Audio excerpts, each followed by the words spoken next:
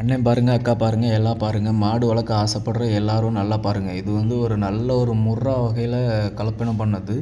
இந்த மாடு மிக அருமையாக இருக்கும். பச்சை குழந்த கூட மாட்டை அவுத்து கட்டலாம். எருமை மாடு எருமை மாடுன்னு சொல்லி எல்லோரும் திட்டுவாங்க. ஆனால் இந்த மாதிரி ஒரு எருமை மாடை நீங்கள் பார்த்துருக்கவே மாட்டீங்க.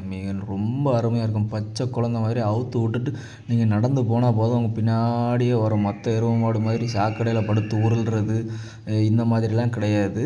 நீங்கள் என்ன சொல்கிறீங்களோ அப்படியே பண்ணும். தலை ஈத்து மாடு அருமையாக இருக்கும்.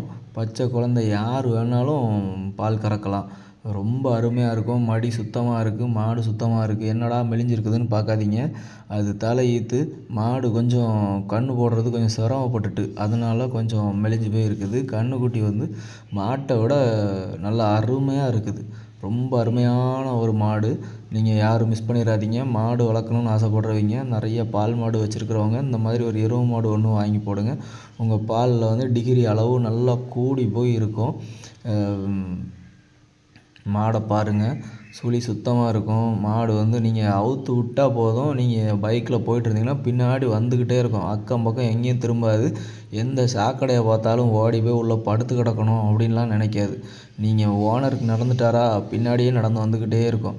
யாருக்கும் மாடு விருப்பம் இருந்ததுன்னா நான் கமெண்ட் பாக்ஸில் கமெண்ட் பண்ணுங்கள். நான் ஓனரோட நம்பர் அனுப்பி வைக்கிறேன். நீங்களே பேசி நீங்களே வாங்கிக்கலாம். நன்றி.